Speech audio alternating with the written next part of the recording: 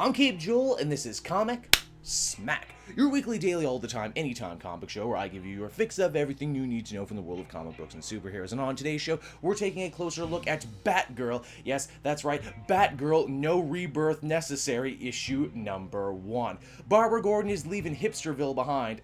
Barbara Gordon is leaving Burnside behind and going on a rip-roaring travel around the world. What will she learn? Who will she fight? I don't know. Let's hop on in and find out what happens next, shall we? So then, as we join the comic, we can see that Barbara Gordon is in Japan on sabbatical. This is the sort of thing you can afford to do when you're the co-president of a company that created a $1 million app. I can only assume that happened with Frankie at the end of the last Batgirl series. I didn't read it, but it's nice to know she's independently wealthy on her own now. With her own cash, she can choose to travel wherever she wants, and she won't have to go crawling back to Papa Batman when she needs some shiny new bat shoes. When Babs hits up the youth hostel, it turns out she actually recognizes her roommate. This guy's name is Kai, and they knew each other back when they lived in Chicago. Yes, that's a fact that people often forget, that Jim Gordon, and by extension his daughter, aren't actually from Gotham City. He transferred in from Chicago. As we find out, Kai had something of a rough upbringing and brought a lot of shame to his cop-centric family. Barbara manages to recruit Kai for her newest project, and that is an interview piece on the famous Fruit Bat, a 1940s woman superhero who is still alive today at the ripe old age of 100. Of course, you know, the interview itself could have gone over a little better, but hey, that's just some old people for you, right? Oh, what is that, Missy? Speak up, I can't hear you. Now, the parade everyone was attending that day comes under attack by a supervillain, a young girl in a sailor outfit with clown makeup on her face, and seriously, when has clown makeup in a Batman story ever been a good thing? Batgirl gives chase to the baddie, and we find out that she's after some sort of formula. Worse still, she was actually attempting to attack Kai as well, so Barbara begins to feel that he may somehow be connected to all of this. But by far, the coolest moment of this entire comic is when Fruit Bat stands up and joins the fight. Yeah, this geriatric woman who's over 100 can still kick ass and deflect a kunai knife with her bare hands. Look, Batgirl, you're cool and everything, but I need a series right now about Ninja Grandma. I would read the hell out of that. Why aren't there more geriatric superheroes?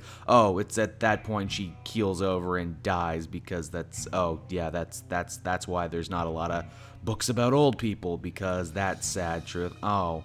You know, at least Fruit Bat was a lot cooler in Japanese, huh? With her dying breath, though, Fruit Bat imparts a piece of wisdom onto Barbara, and that is she needs to find a new sensei, a new master, and that the sign will appear to her soon. That sign, as we discover, is for MMA training in Singapore, so it looks like the Barbara Gordon travel adventures will continue, and Kai is going to tag along, half because Barbara doesn't want to be lonely, and half because she wants to keep her eye on him. Batgirl number 1 is a great fresh start and great jumping on point for one of my favorite heroes who often ends up being quite underrated. I had to dump the previous run because I thought it was a little too cutesy and a little too teen drama, but this book thankfully finds a very nice balance while also remembering that Barbara Gordon is an adult. It's cool to see Barbara attempt to, kind of expand her horizons and get training from heroes who aren't Batman, trying to see, that there are other ways out there of doing things. Kai looks to be a fun tag-along character, and for once he doesn't fall into that trap of being like, hey, you're my friend, my friend forever that I've never mentioned until right now. I also dig the international flavor this book has going for itself. It's kind of funny that both the Batgirl book and the Nightwing books have gone so international, while also making a point to say one of Batman's flaws